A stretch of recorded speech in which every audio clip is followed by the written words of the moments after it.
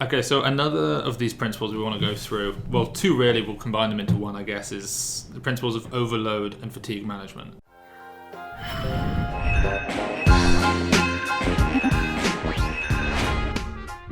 Just before this, I was asking how do we separate this from the idea of SRA and that sort of thing. It's a little bit of a more nuanced way of distinguishing things, I suppose, or at least my level of understanding is just a little bit too thin to be able to do that correctly. So I'm hoping you can sort of walk us down the importance, not only the importance of overload and fatigue management, but sort of how we account for them and make sure that they don't hinder training, essentially. Yeah, so overload is essentially just establishing what the volume landmarks are. Minimum amount of volume you need to maintain skill level or motor quality, minimum amount of volume you need to generate a positive adaptation, and then the most recoverable volume you can tolerate, right? So MV, so you're finding a range within which to sort of wave. Yeah, exactly. Right. Okay. And really you want training to work between minimum effective volume and maximum recoverable, simply because it's the optimal way to do it. If you started, way below minimum effective volume, you're spending time doing something that's not beneficial. If you start really high above it, you've essentially wasted time that you could have been making progress, right? Yeah.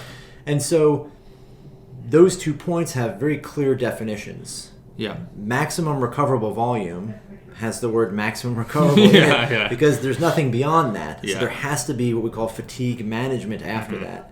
And fatigue management, the simplest concept of it is deloading, right? There's a reduction in training volume to the point that fatigue will decay, but a significant amount of training will be done to prevent the decay of technical skills and the motor qualities you just trained. So to deload, do we almost by definition have to drop under minimum effective dose? Yep. Otherwise it is inherently stressful. Yeah, you're moving from minimum effective volume here, let's just say it's 1, and maximum recoverable volume is 2. Your deload is going to be actually going to be at 1 because your fitness level should technically be higher than you started. Yeah. It's going to be basically right around that same level because now you're doing just enough to maintain quality, the qualities you just trained, but not enough to actually further the increase in fatigue. Right.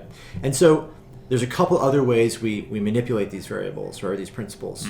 Overload, and fatigue management they're interchanged in a way that if you're really strong or somebody has let me step back. The way to think about these is fatigue management is a ratio. It's the number of overloading sessions or microcycles, let's say in this case. So the number of overloading weeks in a row before the need for deloading occurs. Yeah. So we look at that and we call that periodization. Yeah. So you would say, okay, a linear periodization would be sequential weeks or microcycles that are progressively more difficult.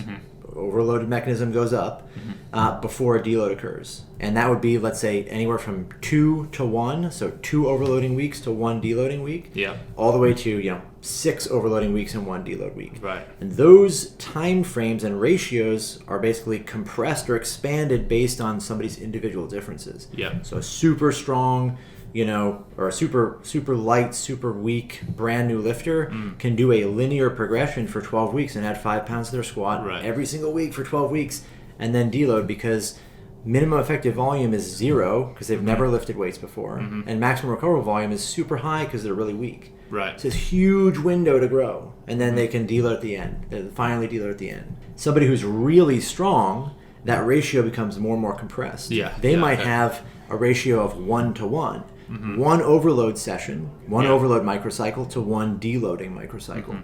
So they need, in order to make the same 3 weeks of progress before a deload that most people would, this person might need 6 because they have 1 overload, 1 deload, overload, deload, overload, deload, right? And they end up in a spot where it just takes that much more time, has to be spread out. The density of training is less in a training cycle because they're so strong. Right. So do we find that people's minimum effective, which is not minimum effective dose, the other maintenance volume. Maintenance volume generally throughout a career is going to climb. The maximum recoverable volume How does that tend to go in a career? So in a career, maximum recoverable volume increases to a point. Right. And then minimum effective volume increases as well. And then they start to converge and get closer to each other. Right, and so that's why it gets significantly more difficult at that higher level to manage the fatigue. Right, because right, a great example, a lifter I used to coach, super talented, extremely well trained, but she had been training in gymnastics to an extraordinarily high level. Her minimum recoverable volume was so close to her maximum effective volume. When she made progress, she was always on the verge of breaking. Right? Because you're right in that threshold. And if you were to try and do a linear style of overloading, progressive overload, you would crush her. Because after week 2, it's already too much. So there has to be a management of fatigue, and the cycle has to get extended.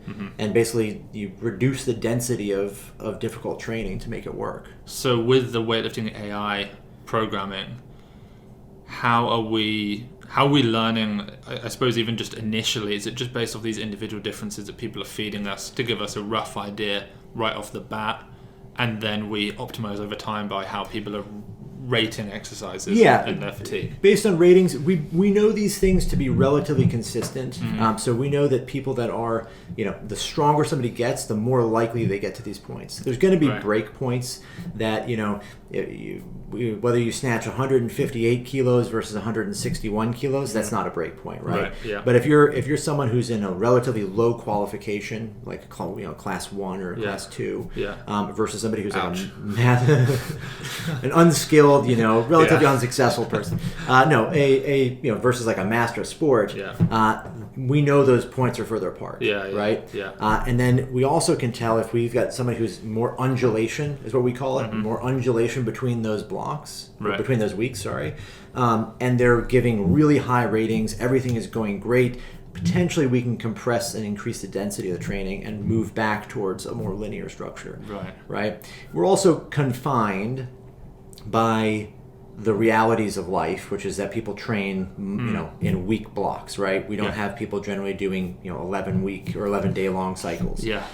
The other way that this mechanism can be manipulated is through the SRA curve, right? Is by changing the number of hard sessions within a week, right? So if we have consistent microcycles where they have 3 overloading sessions in a week, they might have to have a deload the next week. But if they had 2 overload sessions in a week, they could have a second week with 1 overload session, and then the third week would be 2 again, and then 1. So you have these, you're still overloading progressively, but it's spread out over the course of 2 weeks. So you're basically extending the microcycle without actually having an 11-day microcycle. So it's almost like you have the stress, the recovery, and the adaptation. It's almost like we're manipulating the stress by waiving it so we can get more out of it before we have to reduce the stressor, recover, and then see the improvements after. And realize the gains. With the volume landmarks, what we want to look at is like we're always trying to maximize the amount of technical practice somebody can get in the exercises because they're so skill dependent. So if your training session has a massive overload session on Monday, right? The second session you do immediately after that is going to have to be the lightest session, right? Because we know that you're going to be the most fatigued. But if we can do a very relatively light session of training and preserve technical skills, as small as that detail is, it is beneficial. We rarely see top lifters doing once a week snatch sessions. Lasha's not snatching every 10 days. He's snatching probably every single day, right? It might be, it might be a childishly light 165 kilo muscle snatch, but he's doing something every day to develop his skill and maintain it. And so we want to make sure that we're maximizing that in the process of overloading and then fatigue management as well. I think having filmed Lasha a lot, you actually see with him more than anyone, it's these sort of overloading sessions and technical sessions are far more exaggerated, where you can tell this is the overloading session. He's going to double 200 in the snatch. He's going to clean and jerk 250. He'll then make the most of pushing by doing some heavy squats and pulls. And then it's like he needs 5 days after that, where day 1 after is muscle snatch, overhead squat, some light push press. But it's always the technical stuff that he's keeping ticking over every single day. So one of the things I'd be interested then is when we're trying to infer fatigue and try and work out how fatigued the person is, the athlete is, are we mostly looking at the rating that the athlete gives after snatches and clean and jerks, or is it the sort of the reps in reserve on the strength lifts? It will be both, right? Okay. So but does one of them like infer more, or not really? A combination of the two would give us the answer. So if somebody is rating high, I always get it wrong, but low RIRs, low reps in reserve, meaning they're at the limit of what they can do, and they're giving white lights, it doesn't necessarily mean that they're highly fatigued. We know there's fatigue, but their technical skill hasn't degraded. Because the technical skill should drop off before. Right, because they're giving lots of white lights and they're doing things well. You're always going to be able to grind out squats, right? Even if you're extremely tired, because the technical component is almost non-existent. Right. Yeah. But if we see technical qualities degrade really quickly and RIRs increase or decrease to smaller numbers, so you're really grinding, then we would know immediately, the system knows immediately that you're generating much more fatigue. So are we more likely under fatigue to see a drop off initially in technical work? So we can almost see, okay, squats are, the RIR is high, which means you're rating it as easier, and you are beginning to perceive these snatches and clean and jerks as a little bit more difficult.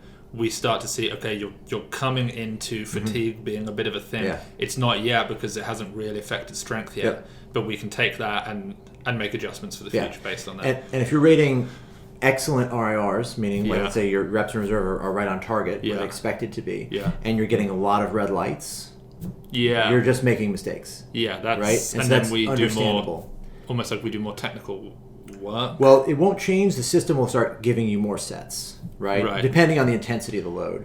So the auto regulation is a little bit different. It's adjusted differently for each intensity zone and each type of workout. So if you're doing a workout that's like an evaluation session where it's working up to maximum, there's more leeway for red lights. Several missed lifts are allowed before it cuts you off, right? Whereas if you're doing a session of 65 or 70% and you're getting red lights within the first 2 sets, you're getting significant drops because you must be fatigued to be missing light weights like that. Right. And then there's somewhere in the middle for the middle intensities. So if you're missing, a certain fair percentage or getting low ratings on your certain 80 to 85% range, you could potentially just be sloppy. But if we see that trend continue, it's most likely fatigue is starting to encroach. Right. Okay.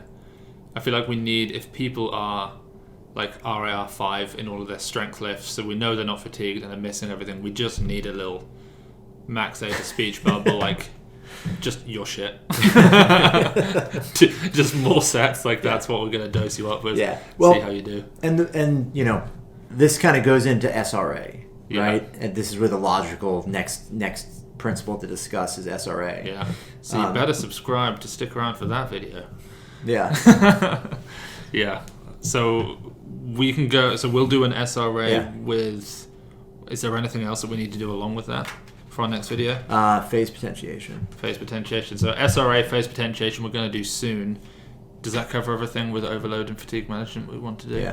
Yeah. So if you want to make sure that all of this stuff is taken care of for you in your training, because you're kind of like me and Max and you actually care about your training, or at least you used to when you did lots of heavy training, then make sure to check out the Weightlifting AI app. It is the future of programming. It is absolutely incredible. We'll put a link with all the information down below.